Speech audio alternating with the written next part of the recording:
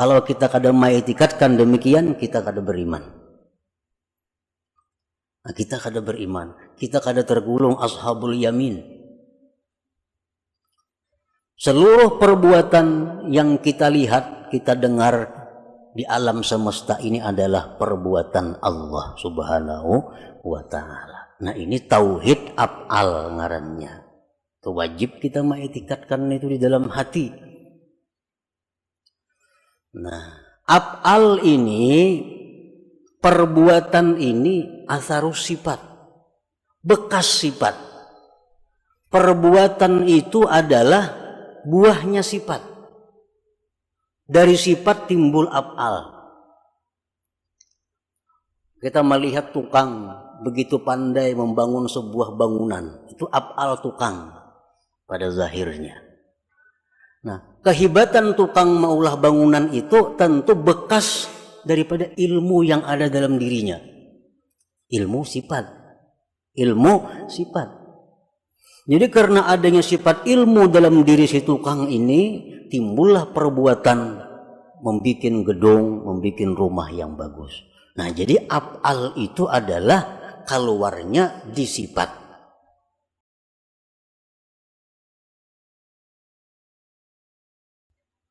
Berkata pengarang Al-Imam Ahmad bin Athaillah As-Sakandari rahimahullah, ma min nafasin tubdihi illa walahu qadarun fika yumdihi. Yang artinya tidak ada daripada nafas, tidak ada daripada nafas yang kamu tampakkan, yang kamu zahirkan, yang kamu keluarkan, melainkan bagi napas itu ada takdir pada engkau yang Allah lalukan. Itulah arti daripada hikmah yang ke-22 ini. Yang maksudnya adalah inna anfasaka wa anfasa ghairik qad ammahal qadar. Sesungguhnya napas-napas engkau dan napas-napas selain engkau sungguh telah meliputi akan dia oleh takdir. Jadi seluruh napas-napas kita ini dan napas-napas orang lain itu semuanya tidak lepas dari takdir Allah. Walaupun satu napas, tidak ada yang keluar daripada takdir Allah.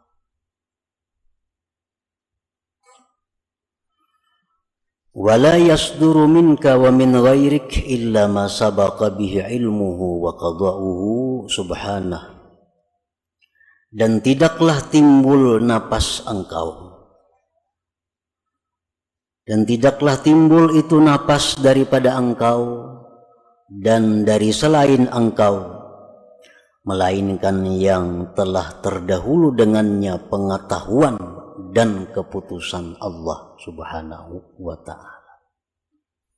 Artinya seluruh napas kita ini dan napas orang-orang lainnya itu sudah dahulu kala diketahui oleh Allah dan sudah dahulu kala ditentukan oleh Allah Subhanahu wa ta'ala. Falazimaka an tarda biqada'ihi wa qadarihi, maka wajiblah engkau bahwa ridha dengan keputusan Allah dan takdir Allah itu. Wajiblah engkau ridha dengan apa-apa yang ditentukan dan ditakdirkan oleh Allah. Wa haqiqatur ridha an la ta'tarida 'ala Allah Subhanahu wa ta'ala, dan bermula hakikat ridha itu adalah bahwa engkau tidak mengiktirat, bahwa engkau tidak membahas, bahwa engkau tidak menentang apalagi marah atas Allah Subhanahu wa ta'ala. Para muhibbin rahimakumullah, orang yang marah kepada Allah berarti adalah orang yang tidak ridha dengan Allah. Bisakah manusia, bisakah kita ini marah kepada Allah? Allah di akhirat nanti akan menanyakan kepada kita, wahai Fulan bin Fulan, engkau pada hari anu, jam anu, kenapa marah kepadaku? Wahai Fulan bin Fulan, engkau pada hari anu, tanggal anu, jam sekian, kenapa engkau mencela, mencaci makiku? Seorang hamba ini bertanya kepada Allah, wahai Tuhanku, aku tidak pernah marah kepadamu. Aku tidak pernah mencaci makimu. Kata Allah, tidak. Kau pernah marah kepadaku. Kapan kau marah kepadaku? Di waktu kau marah kepada hambaku. Kapan kau itu marah kepadaku? Di waktu kau marah kepada hamba-hambaku. Kapan kau mencaci maki aku? Ketika engkau mencaci maki hamba-hambaku. Nah, para muhibbin rahimakumullah, berarti kalau kita ini benci kepada hamba, kepada makhluk Allah, sama dengan benci kepada Allah. Kalau kita mencaci maki hamba Allah, makhluk Allah, pada hakikatnya kita mencaci maki Allah. Rasulullah SAW bersabda, la tasubbud dahra fa innallahu wad dahru. Jangan kau mencaci maki terhadap masa. Jangan engkau mencaci maki keadaan-keadaan. Sesungguhnya Allah itulah yang mencipta keadaan-keadaan itu. Nah, para muhibbin rahimakumullah, sebagaimana dalam hadis disebutkan, Allah bersabda, Allah berfirman kepada hambanya, "Ya Tuhan, wahai Fulan, ini di akhirat, aku sakit, engkau tidak menjenguk aku. Wahai Fulan, aku lapar, engkau tidak memberi makan kepadaku." Ujar si hamba, ya Allah, bagaimana engkau itu bisa sakit? Engkau Tuhan. Kata Allah, hambaku itu sakit, tapi kau tidak membisuknya. Seseorang yang sakit itu adalah orang yang dikehendaki Allah sakit. Nah, kalau kita tidak membisuk dia, sama dengan tidak membisuk Allah. Kada mailangi Allah. Aku kelaparan, ya Tuhan, engkau kada memberi makani aku. Jadi kita, ya Allah, engkau Tuhan, mana mungkin lapar. Hambaku lapar, engkau tidak memberi makan dia. Nah, lapar itu adalah ciptaan Allah. Orang yang lapar, orang yang dikehendaki Allah. Kalau kita kada memberi makan kepada mereka, sama tidak memberi makan kepada Allah. Nah, jadi sangkut pautnya dengan yang kita baca ini adalah bahwa kita wajib ridha dengan apa yang ditentukan oleh Allah Subhanahu wa ta'ala, karena setiap napas kita dan napas selain kita itu pasti ada takdir yang meliputinya. Para muhibbin rahimakumullah, Allah Subhanahu wa ta'ala berfirman, wallahu khalaqakum wa ma ta'malun. Allah yang menciptakan kamu dan menciptakan segala perbuatan kamu. Itu Al-Quran.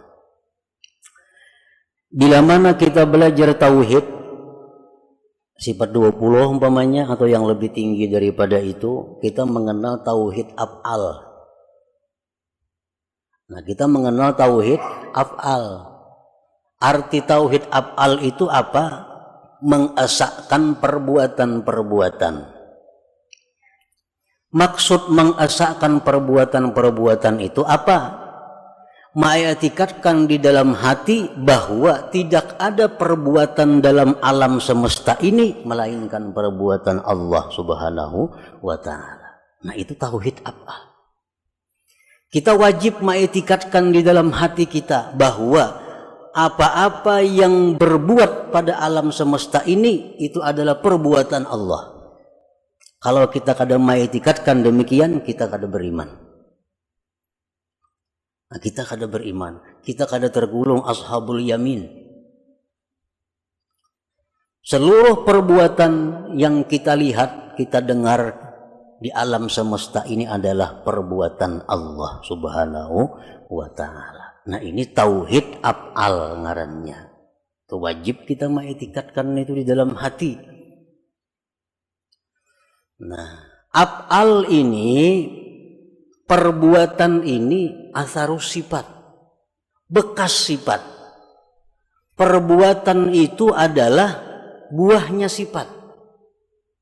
Dari sifat timbul af'al. Kita melihat tukang begitu pandai membangun sebuah bangunan, itu af'al tukang pada zahirnya. Nah, kehebatan tukang maulah bangunan itu tentu bekas daripada ilmu yang ada dalam dirinya. Ilmu sifat. Ilmu sifat. Jadi karena adanya sifat ilmu dalam diri si tukang ini, timbullah perbuatan membikin gedung, membikin rumah yang bagus. Nah, jadi af'al itu adalah keluarnya di sifat. Nah, kita kembali bahwa seluruh perbuatan ini adalah perbuatan Allah. Seluruh perbuatan adalah perbuatan Allah. Dan perbuatan Allah itu, fi'il Allah itu bekas dari sifat Allah. Bekas dari sifat Allah. Dan sifat Allah itu banyak. Sifat Allah banyak. Tetapi kesimpulan dari banyaknya sifat Allah itu dibagi dua. Ada sifat Allah yang dinamakan Al-Jamal, ada sifat Allah yang dinamakan Al-Jalal. Al-Jamal ini artinya keindahan, keelokan. Seperti apa sifat-sifat yang dalam kelompok Al-Jamal ini? Sifat pengasih, penyayang, pecinta, pemelihara, pemberi, pemaaf, pengampun. Itu sifat-sifat keindahan, keelokan. Yang kedua dinamakan sifat Al-Jalal, sifat kebesaran.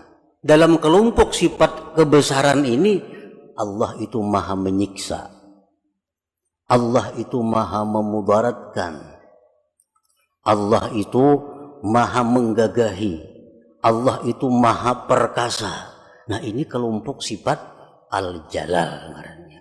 Jadi seluruh perbuatan-perbuatan yang ada kita lihat ini, itu kada lepas daripada antara dua. Bisa Al-Jalal, bisa Al-Jamal. Bisa keelokan, bisa kebesaran.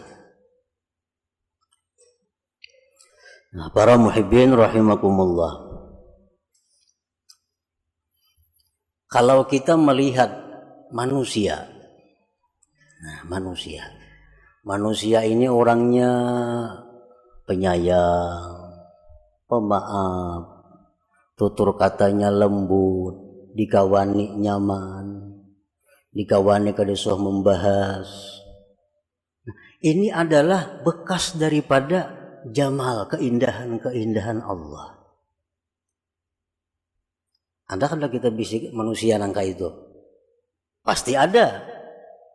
Manusia-manusia yang tutur katanya lembut, orangnya pemurah, orangnya penyayang, orangnya kada penyinggungan, orangnya kada pengarasan, orangnya kawa diatur. Ada kada manusia macam itu? Ada. Nah, ini adalah sifat-sifat yang nampak pada orang itu, sifat keelokan Allah.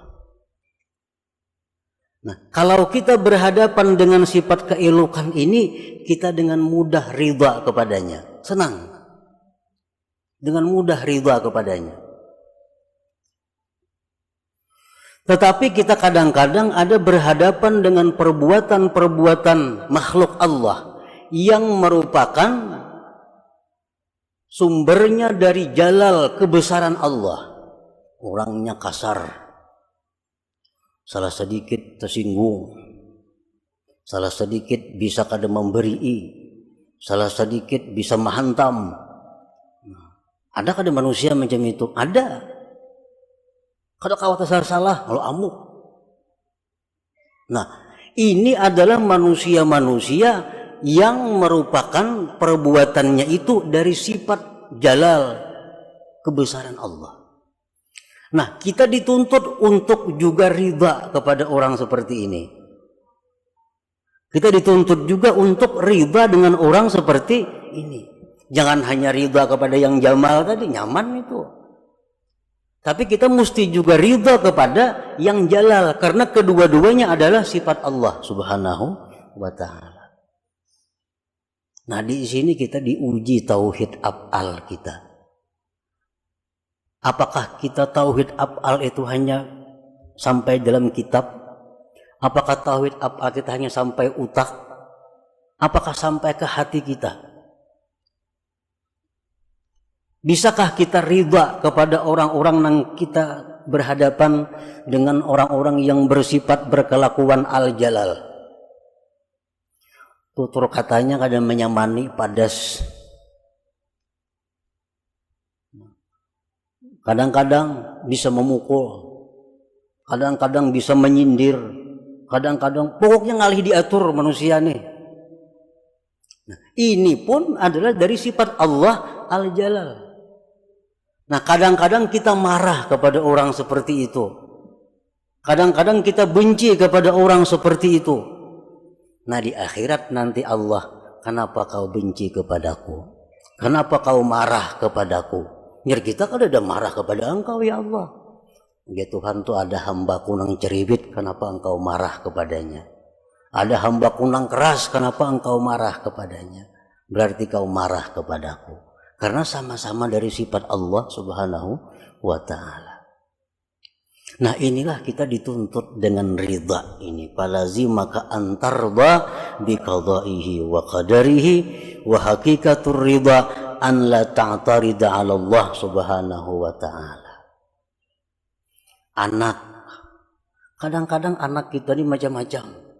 Ada anak yang merupakan percikan daripada jamal Allah. Tutur katanya bagus, hormat lawan kuitannya, maasi apa nang dituduhi, memperhatikan lawan kita, sayang lawan kita. Nah, ini anak adalah percikan daripada keelokan keindahan Allah. Kita ridha dengan anak ini, nyaman ridha, nyaman senangnya. Tapi ada anak nang kada kau diurus, nang kehendaknya, kehendak kita kada jalan. Jadi kita A nya B. Jadi kita ke pasarnya kada mau. Jadi kita gawi ini, gawi ampunnya nang jadi. Nah, ini anak adalah percikan daripada jalal Allah. Apakah kita benci dengan anak ini, marah kepada anak ini, berarti kita marah kepada Allah Subhanahu wa ta'ala.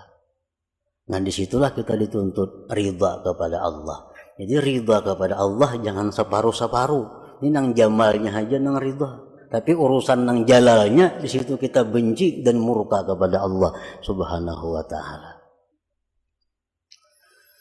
Nah, para muhibbin rahimakumullah. Dan semuaan yang ada di alam semesta ini kada akan lepas daripada dua sifat itu. Apapun. Makanan. Nah, makanan ini kalau nang percikan daripada jamalnya Allah, dimakan nyaman, menyihatakan awak, rasanya nyaman, harganya murah. Ini jalal, jamal Allah, jamal Allah. Ada nang makanan bila tak makan batuk. Ada yang bila tak makan ini meriap dingin. Ini makanan ini percikan daripada jalal Allah. Kada kau diurus makanan ini. Dan kadang-kadang kedua sifat itu ada pada diri kita. Ada pada diri kita.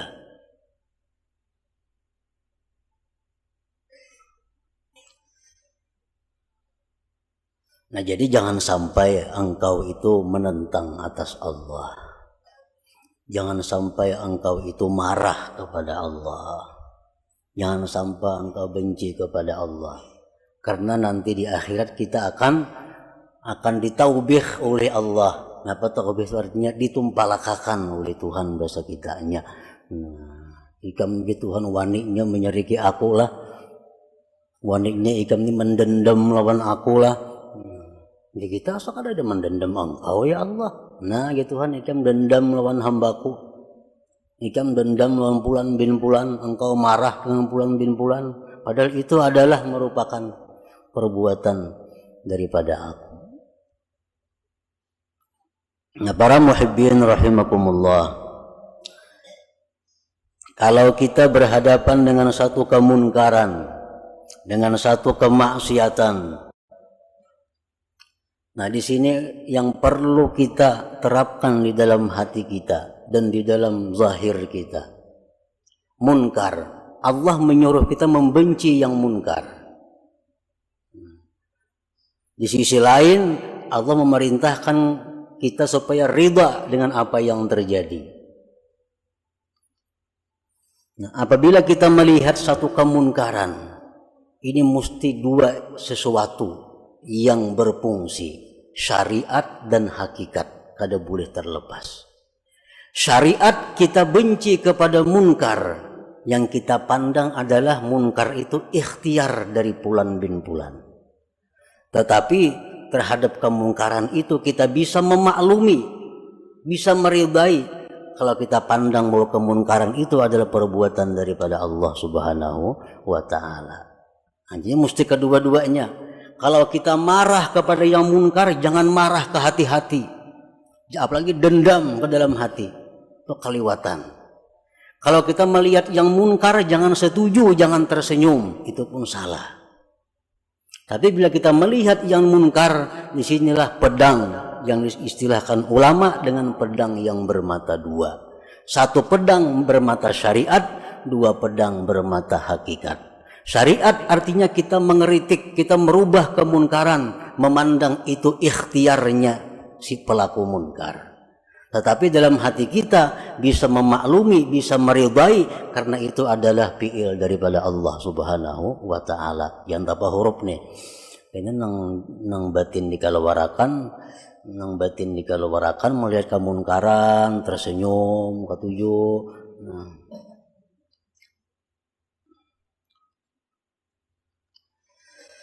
Nah, fa'ampasuka ma'dudatun wa mahsubatun fa idza intaha akhiru ampasika rahalta ila akhiratika wa tarakta ad-dunya wa zinataha wa ma ahbabta biha min malin wa jahin wa ahlin wa ghairiha. Maka bermula napas-napas kamu itu dihitung dan dihisap. Napas kita ini Allah ada hitungannya, berapa triliun kali kita bernapas sepanjang umur. Ada yang diberi jatah bernapas 1 miliar kali. Allah mampu menghitung napas seluruh makhluknya. Ada orang yang diberi jatah oleh Allah, engkau diberi jatah oleh Tuhan bahwa bernapas cuma 1000 kali, habis itu pasti mati. Ulahkan napas buatan, kadang kalau dibuat-buat napasnya itu ulahan Allah. Napas engkau itu dihitung oleh Allah dan dihisap. Bila habis akhir napas engkau, berarti engkau pindah ke akhirat engkau, dan engkau tinggalkan dunia dan perhiasannya dan yang kau cintai pada dunia daripada harta, kedudukan, keluarga dan lain-lainnya. Wa idza kanatil anfasu ma'dudatan wa mahsubatan fama baluka bi af'alika wa aqwalika wa khatarati qalbik. Apabila napas kita itu dihisap oleh Allah, napas dihisap. Ikam ya Tuhan bernapas sekian kali sehari, kemana digunakan napas itu? Nah, bila napas itu dihisap, apalagi perbuatan kita, apalagi perkataan kita, dan apa-apa yang dibicarakan oleh hati kita. Qala ta'ala inna sam'a wal basara wal fu'ad wa kullu ulaika kana anhu mas'ula. Pendengaran, penglihatan, hati seluruhnya itu akan ditanya oleh Allah Subhanahu wa Ta'ala. Qala sallallahu alaihi wasallam ma min 'abdin yakhtu khatwatan illa su'ila anha ma arada biha. Tidak ada dari seorang hamba yang melangkah satu langkah, melainkan dia akan ditanya di akhirat nanti, langkah itu kemana, untuk apa. Kita ini bakunjang, belangkah, salangkah, itu ada catatannya di sisi Allah. Dan akan ditanya, engkau pada hari anu jam anu melangkah untuk apa?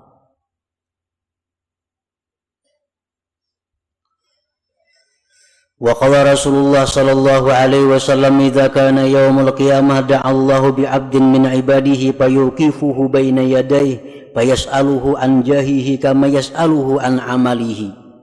Apabila hari kiamat terjadi, Allah memanggil dengan seorang hambanya dari hamba-hambanya.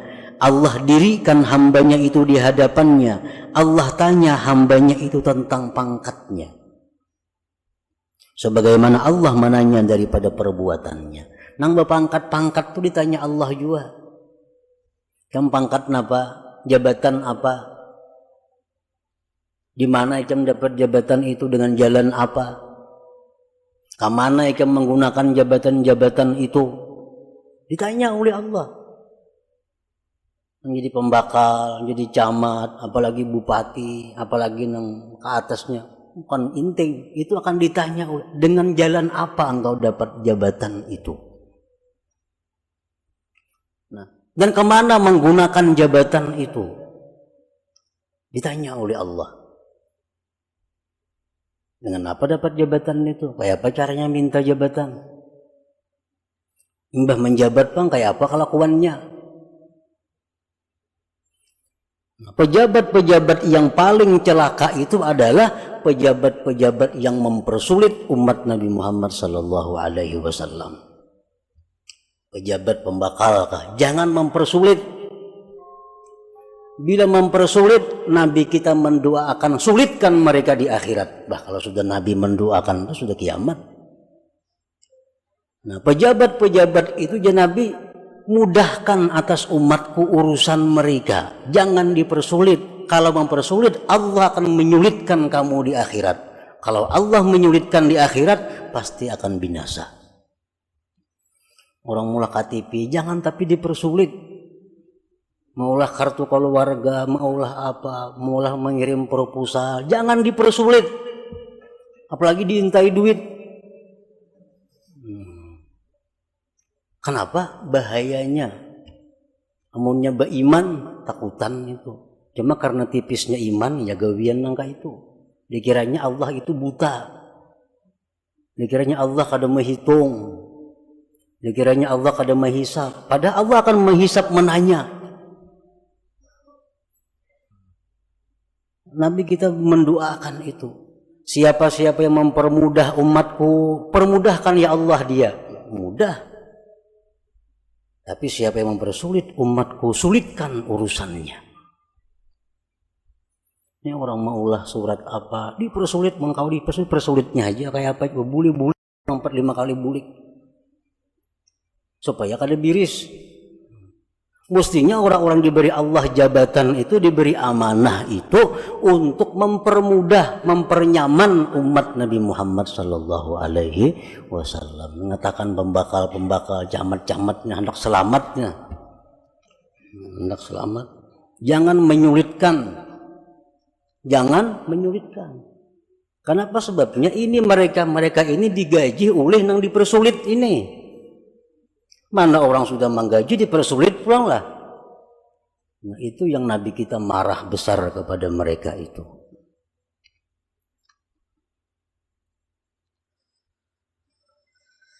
Qala Umar ibn al-Khattab radhiyallahu anhu, hasibu anfusakum qabla an tuhasabu wa zinuha qabla an tuzanu.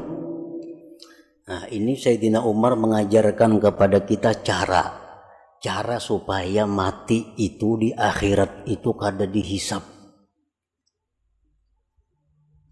kada ditanyai oleh Allah macam-macam. Sayyidina Umar mengajarkan, biar Sayyidina Umar, hisaplah diri kamu sebelum dihisap orang. Nah, kita hisap dahulu. Nah, kita hisab dahulu. Karena di sana kita kada dihisab orang lagi. Bila kita di sini kada menghisab, di sana kena hitungannya ngalih. Nah, bagaimana cara menghisab diri itu? Bagaimana cara menghisab diri? Bagaimana cara muhasabah yang sebenarnya? Wa innama hisabuhu li nafsihi ay yatuba an kulli ma'siyatin qabla al-maut taubatan nasuha wa yatadaraku ma farata fi faraidillah azza wa jalla wa yaruddu al-mazalim ila ahliha wa yastahillu kulla man ta'arrada lahu bi lisanihi wa yadihi hatta yamuta hadha yadkhulul jannata bighairi hisab. Menghisap diri itu adalah artinya tobat dari tiap-tiap maksiat. Tobat nasuha. Jangan tobat bebulikan. Tobat nasuha. Satu. Yang kedua, bayari hutang-hutang kepada Allah. Hutang puasa, hutang sembahyang, bayari hutang nazar. Kembalikan kezaliman-kezaliman kepada pemiliknya. Pernah memungut pungutan liar, bulikakan no ampunnya. Dalam dunia nyaman membulikakan, mau di akhirat ngalih. Bulikakan kepada ampunnya. Kita pernah mencuntan, bulikakan. Ada kau lagi membulikakan, minta halal. Orangnya sudah mati, minta halal kepada ahli warisnya. Ahli warisnya kada ada lagi. Banyaki ba'amal ibadah, hadiahkan pahalanya lawan orang nang hartanya dicuntan itu. Hadiahkan. Baca Fatihah ayat 4, hadiahkan pahalanya. Nah, ya Allah, ini hamba membaca Fatihah ayat 4, pahalanya. Beriakan ya Allah untuk orang-orang yang pernah hamba ambil hartanya, orang yang pernah hamba gibah pribadinya, dan sebagainya. Itu jalan terakhir. Nah, bila kita bisa melakukan itu, mati kita, yadkhulul jannata bighairi hisab, maka masuklah surga tanpa dihisab lagi. Nah, ini amalan masuk surga nang tanpa hisab nang sebenarnya itu. Kalau ada amalan-amalan siapa membaca ini masuk surga bighairi hisab, itu hanya penunjang. Siapa sembahyang tengah malam masuk surga tanpa hisab, itu hanya penunjang. Tapi intinya adalah ini. Tobat dari maksiat, bayari hutang kepada Allah, bulikakan harta-harta orang yang ada pada diri kita, pada kekuasaan kita, bulikakan, dan minta halal kepada orang-orang yang kita sakiti, yang kita aniaya. Pertahankan sampai mati, mati kita ngarannya husnul khatimah, masuk surganya bighairi hisab.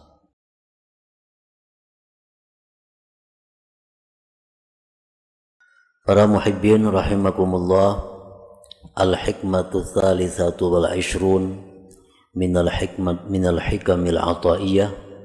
Qala al-imam Ahmad ibnu Athaillah Sakandari rahimahullah wa nafa'ana bi'ulumih.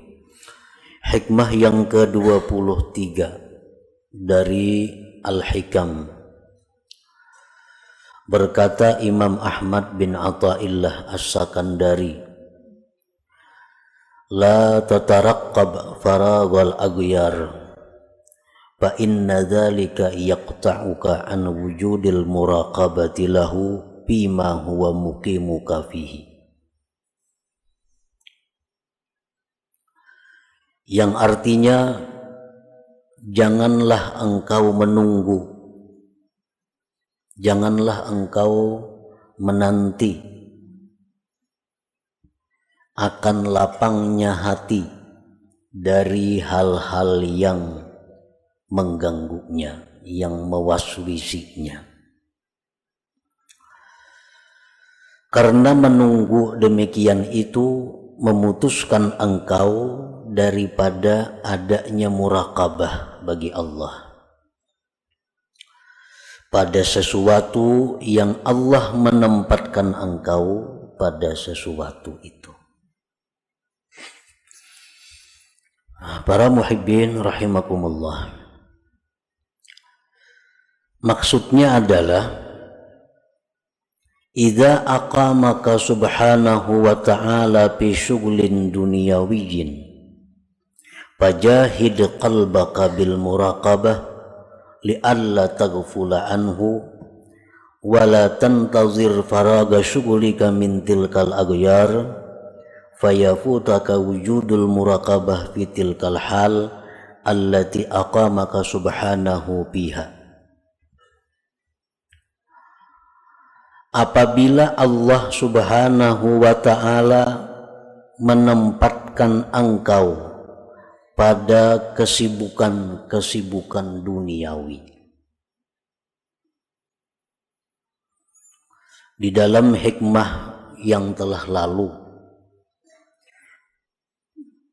pengarang telah menjelaskan kepada kita bagaimana keadaan kita sekarang ini, apakah memang sudah itu yang ditempatkan oleh Allah atau kita disuruh berpindah dari keadaan itu.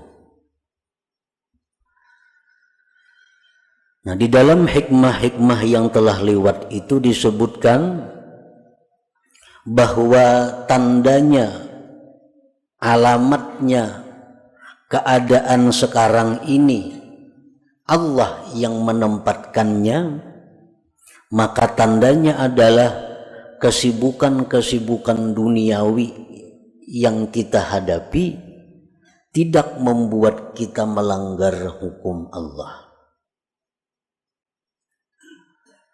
Penghasilan yang halal mencukupi untuk kehidupan. Ini tandanya bahwa Allah menempatkan kita pada keadaan itu. Nah, contohnya, kita seorang pedagang. Apakah kita itu sudah sesuai jadi pedagang ini? Apakah kita jadi pedagang ini memang sudah itu yang ditempatkan Allah? Nah, apabila di dalam perdagangan itu kita mudah mencari yang halal untuk keperluan kita, dan di dalam perdagangan itu kita tidak melanggar hukum-hukum Allah, di dalam perdagangan itu tidak mengganggu wirid-wirid kita, baik itu wirid menuntut ilmu, baik itu wirid Al-Quran, baik itu wirid zikir, maka ini menunjukkan bahwa perdagangan yang kita tempati itu adalah merupakan sesuatu yang Allah menempatkan kita padanya. Artinya Allah merestui itu. Dan kita telah disebutkan dahulu, bila demikian halnya jangan berpindah-pindah dari keadaan yang demikian. Apabila dalam perdagangan itu kita sulit mencari yang halal,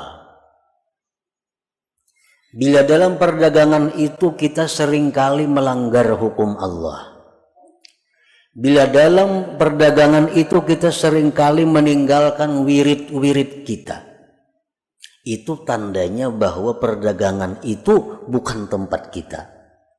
Nah, kita disuruh pindah dari tempat itu, mencari tempat lain yang bisa membuat kita istiqamah, lurus. Itu contoh perdagangan. Kita menduduki satu jabatan yang rendah, sedang atau tinggi. Apakah kita menduduki jabatan ini direstui oleh Allah atau kada? Nah, tandanya apabila dalam menduduki jabatan itu kita tidak melanggar hukum Allah, gajinya cukup untuk menghidupi keluarga kita, memegang jabatan itu tidak membuat kita lalai daripada wirid-wirid kita, ini menunjukkan bahwa Allah merestui kita duduk dalam jabatan itu.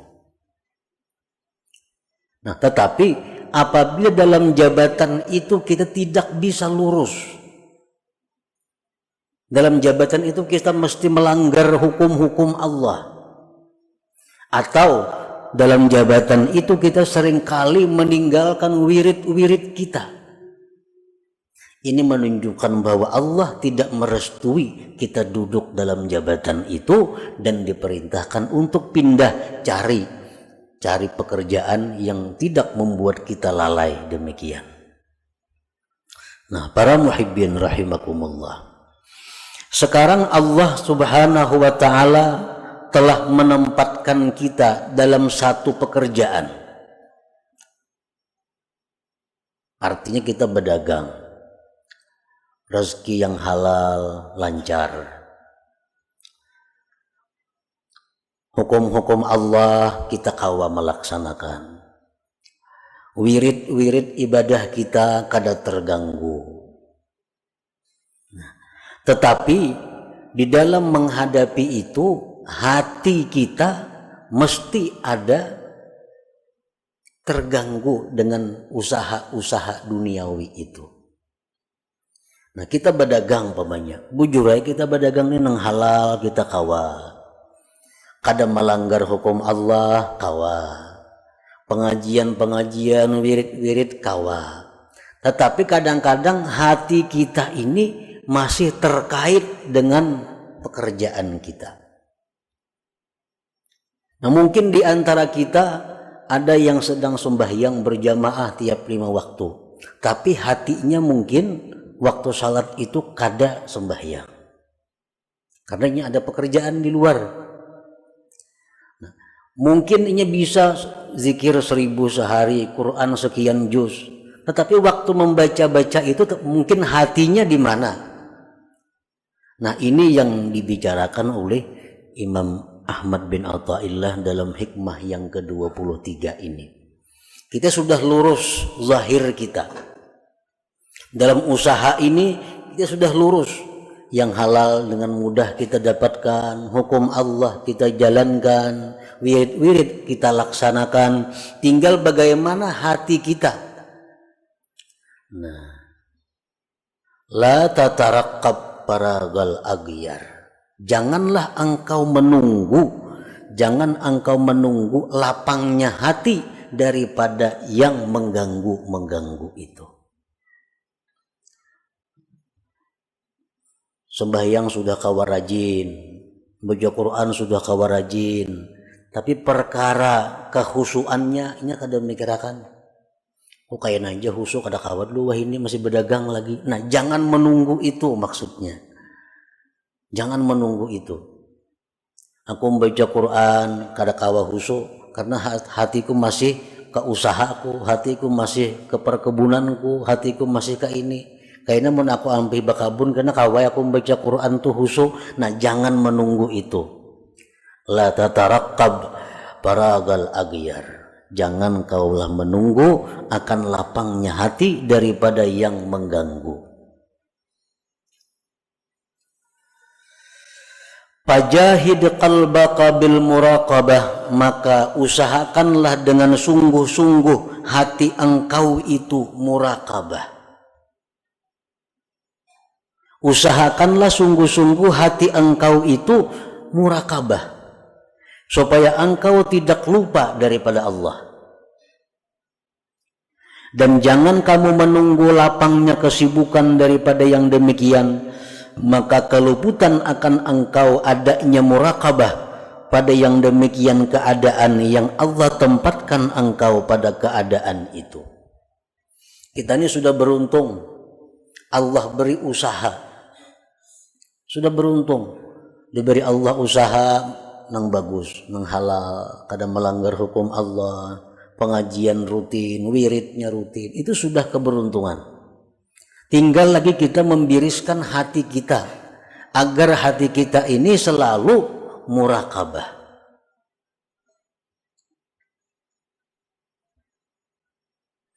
Nah, murakabah itu bermacam-macam pengertian murakabah. Dari 1 sampai 6, 7 macam murakabah. Namun yang dimaksud di sini yang paling inting dari sekian banyak tingkatan murakabah itu adalah istis'arul abdi nazarallah ilaih fi harakatihi wa sakanatihi wa sairi a'malihi zahira wa batina artinya merasakannya si hamba akan pandangan Allah kepadanya pada gerak diamnya dan sekalian perbuatannya lahir dan batin. Nah ini. Jadi berdagang itu sudah bagus, gawian ini sudah bagus, tinggal lagi hati kita supaya selalu muraqabah.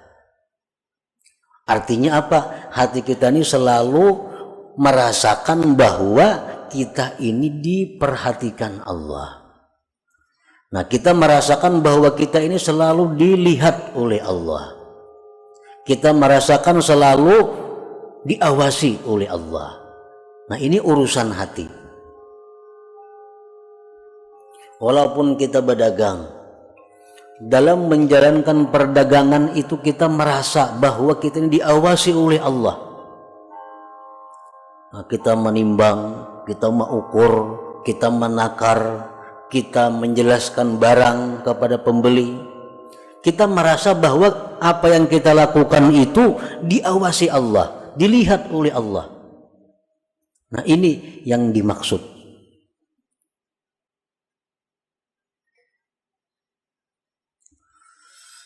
Qala Allah Ta'ala berfirman, wa'lamu annallaha ya'lamu ma fi anfusikum fahdharuh. Ketahuilah bahwa Allah mengetahui apa yang ada dalam diri kamu, maka takutlah kamu kepada Allah. Jangankan gerak-gerik kita, apa yang dalam hati kita Allah tahu. Fahdharuh, maka takutlah kamu kepada Allah. Jangan sampai ada hati macam-macam, ada hati macam-macam. Allah mengetahui itu. Wa qala ta'ala, Allah Ta'ala berfirman, alam ya'lam bi annallaha yara. Adakah dia tidak tahu bahwa Allah itu melihat? Allah Ta'ala itu melihat. Wa qala ta'ala, firman Allah, innallaha kana 'alaikum raqiba. Sesungguhnya Allah itu atas kamu mengintai, mengawasi.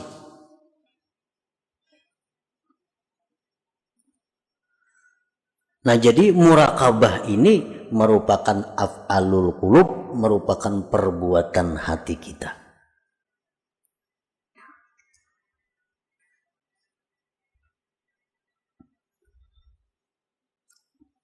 Para muhibbin rahimakumullah.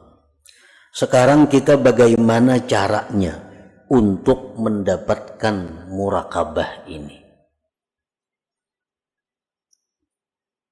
Perdagangan sudah bagus, gawian sudah bagus, pengajian rutin, wirid-wirid sudah teratur. Tinggal lagi kita muraqabah. Fal muraqabatu asbab, muraqabah itu banyak sebab-sebabnya untuk mendapatkan muraqabah. Minha setelahnya al-ilmu billahi ta'ala, yaitu mengetahui dengan Allah. Mengetahui dengan Allah.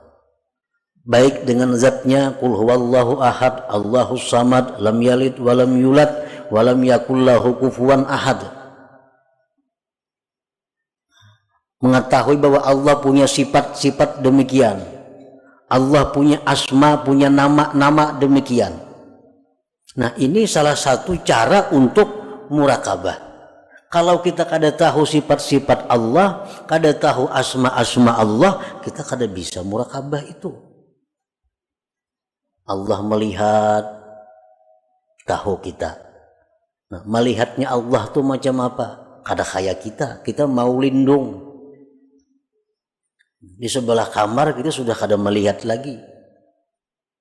Nah, Allah kada demikian. Allah melihat. Dan penglihatan Allah itu seperti suara. Allah bukan hanya mendengar suara kita, tapi melihat suara kita.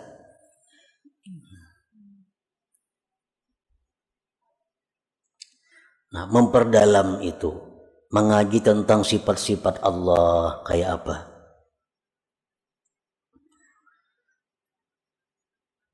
Nah, yang kedua, supaya kita bisa dapat muraqabah itu kasratul azkar ma'al hudur, banyak berzikir disertai hati yang hadir. Hati yang hadir itu umpamanya kita berzikir la ilaha illallah, dalam hati ini ya paling kada tiada Tuhan selain Allah. Nah itu sekurang-kurangnya hadir. Bila kita di mulut la ilaha illallah, dalam hati kita tiada Tuhan selain Allah, itu sudah permulaan hadir. Wa min ahsaniha ma lazamahu Sahl bin Abdillah At-Tustari. Paling baik zikir yang dibaca untuk mendapatkan muraqabah itu adalah zikir yang dilazimi oleh Sahal bin Abdullah At-Tustari, wahwa yaitu Allahu ma'i, Allahu nazirun ilayya, Allahu syahidi, yaquluha biqalbi. Allahu ma'i artinya Allah besertaku. Allahu nazirun ilayya, Allah memandang aku. Allahu syahidi, Allah menyaksikan aku. Itu diulang-ulang di dalam hati. Allahumma'i, rana-rana seorangan dibaca di hati. Allah ini beserta aku. Allahu nazirun ilayya, Allah memandang kepadaku. Allahu syahidi, Allah menyaksikan aku. Berapa kali kita ulang di dalam hati? Nah, zikir seperti itu akan mendatangkan muraqabah. Terutama waktu hendak guring. Nah, bagus hendak guring kita baca Allahu ma'i, Allahu nazirun ilayya, Allahu syahidi. Waktu kita masuk ke dalam toko punya berdagang, baca dalam hati kita, ini Allah ma'i, Allah besertaku. Allahu nazirun ilayya, Allah ini memandang aku. Allahu syahidi, Allah menyaksikan aku. Ini munang berdagang, amunang pejabat masuk ke kantor, begitu masuk kantor hadirkan dalam hati Allah ma'i, ini Allah bersamaku. Allah nazirun ilayya, Allah memandangku. Allahu syahidi, Allah menyaksikan aku. Berapa kali diulang-ulang. Nah, karena akhirnya dapat muraqabah itu. Wa minha, dan setengah syaratnya lagi untuk mendapatkan muraqabah itu adalah al-muhasabah. Nah, muhasabah ini macam-macam pengertian muhasabah. Yang dimaksud di sini adalah at-tasabbut qabla al-fi'il liyazinahu bimizani syar'i. Pengertian muhasabah di sini adalah berhati-hati sebelum berbuat, untuk ditimbang dengan timbangan syariat. Nah, sebelum melakukan ini dihitung dulu, cocok kada lawan agama. Bila cocok lawan agama kada bertentangan, nah dilaksanakan. Bila anggaran kada cocok, ditinggalkan. Ini muhasabah ngarannya. Orang nang katuhukan macam itu, orang nang melazimi kayak itu, dia akan dapat muraqabah. Dia akan dapat muraqabah.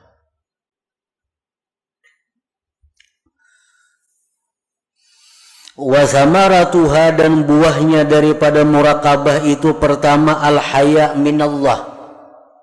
Orang yang muraqabah ini kalau sudah bujur muraqabah, dia akan malu kepada Allah.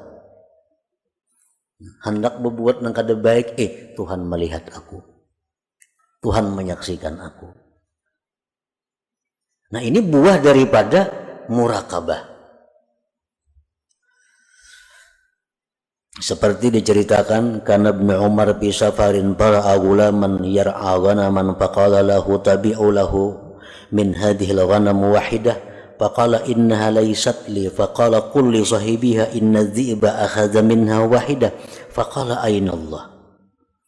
Ibnu Umar radhiyallahu anhu, salah seorang sahabat Nabi kita, dalam satu perjalanan beliau melihat ada seorang pengembala. Beliau hampiri pengembala kambing itu. Ujar Ibnu Umar, juallah kambing ini saya kongon aku nukarinya. Ujar pengembala, kambing ini kada ampun ulun. Nah, kambing ini kada ampun ulun. Ulun ini pengembala. Ujar Ibnu Umar, ikam kena mau kutukari kambing ini saya kong padahkan lawan ampunnya serigala nang makan.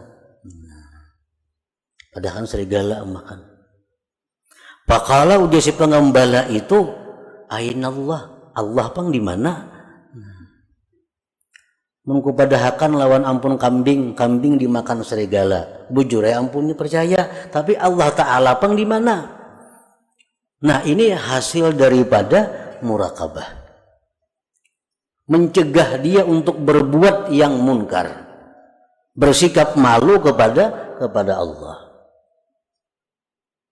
Nah, di dalam satu hikayat disebutkan pula rombongan ini berangkat naik haji, kafilah, berangkat kafilah. Sampai waktu di tengah jalan malam hari, rombongan ini istirahat. Di antara rombongan itu ada seorang perempuan. Nah, perempuan ini didekati oleh laki-laki. Biasa laki-laki itu ikam maklumlah lawan aku.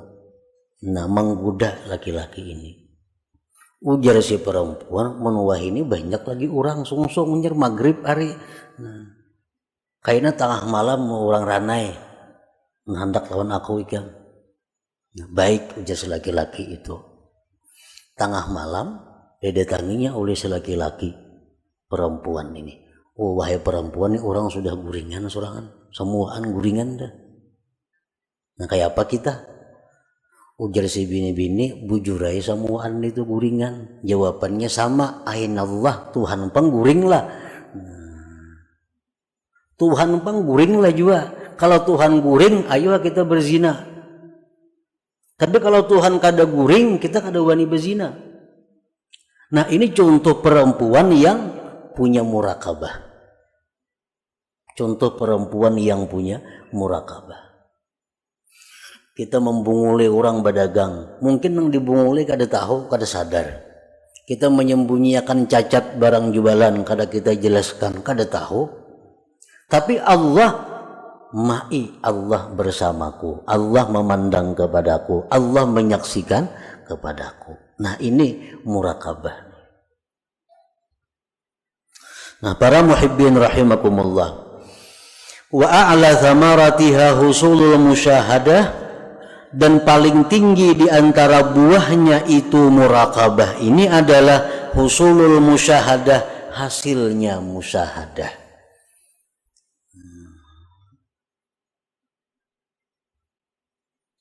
Qala ba'du sufiyah man lam yuhkimil muraqabah lam yasil ilal musyahadah. Siapa yang tidak memantapkan murakabah ini, dia tidak akan sampai kepada musyahadah. Seperti yang diceritakan oleh pengarang pada minggu yang telah lalu. Bagaimana kita bisa memandang kelakuan-kelakuan makhluk ini dari sifat jalal Allah. Yang ini kita pandang dari sifat jamalnya Allah. Itu musyahadah. Kita kada akan bisa dapat seperti itu kalau kita belum menjalani murakabah ini terlebih dahulu. Makanya kita sudah tahu aja semuaan tuh bahwa ini adalah fi'il Allah. Ada orang yang mengganggu-ganggu kita, yang menyakiti kita, yang menyinggung kita. Oh ini jalalnya Allah. Tahu ya kita. Begitu kejadian kita kada kalah melaksanakan. Begitu kejadian kita kada kalah melaksanakan. Kenapa? Karena kita belum murakabah. Belum murakabah. Untuk mendapatkan musyahadah seperti itu diperlukan dahulu murakabah ini. Nah, biasakan dahulu merasa diawasi Allah. Biasakan dulu merasa selalu dipandang Allah. Nah, sudah itu mahir dalam diri kita, kita akan bisa musyahadah. Melihat orang berbuat ini, kita ingat kepada ini jalalnya Allah. Melihat yang macam ini kita ingat, oh ini jamalnya Allah. Maka segala yang kita hadapi itu semuanya kembali kepada Allah. Nah itu musyahadah sudah ngarannya. Ada orang datang amuk-amuk minta ini, mengancam, nah ini jalalnya Allah datang nih. Nah Nah, amun kita kada bisa musyahadah itu melawan kita tuh, nah, bisa ma'amuk juga. Padahal kita sudah tahu kok ini jalannya Allah sudah, cuma praktiknya kita kada bisa. Kenapa? Karena kita kada melalui tangganya, kada melalui jalannya. Nah, orang-orang yang ahli-ahli ilmu ketuhanan tuh, nyamananya bepandir, karena katimbang dirinya ini amuk juga. Kenapa? Ini ilmunya aja belajar tapi kadang menjalani bagaimana titiannya, jalannya untuk mendapatkan musyahadah itu. Dalam sebuah hadis disebutkan anta'budallah ka'annaka tarah fa illam takun tarah fa innahu yarak. Nah, yang pertama itu menyuruh kita musyahadah agar kita selalu melihat Allah. Melihat apa, memandang apa, mendengar apa, merasa apa, selalu ingat Allah. Nah, itu musyahadah. Fa illam takun tarah, jikalau engkau tidak mampu demikian, fa innahu yarak. Nah, ini murakabah, maka Allah yang memandang engkau. Allah yang memandang engkau. Contohnya kita sembahyang umpamanya. Kalau kita sembahyang ini masih belum bisa lagi sebagaimana kita melihat Allah. Kita sembahyang belum bisa merasukakan kayak apa supaya fi'il kita ini kayak fi'ilnya Allah. Dalam sembahyang ini kita belum bisa merasuk dalam diri kita la haula wala quwata illa billah. Kada bisa lagi itu. Kayak apa sembahyang itu supaya jangan berusalli lagi, kada bisa lagi. Masih ada aku dalam sembahyang dan itu kada ada masalah. Artinya kita kada bisa macam itu, ada jalan yang kedua. Jalan yang kedua apa? Kita selalu merasa dilihat Allah. Nah, fa illam takun tarah fa innahu yarak.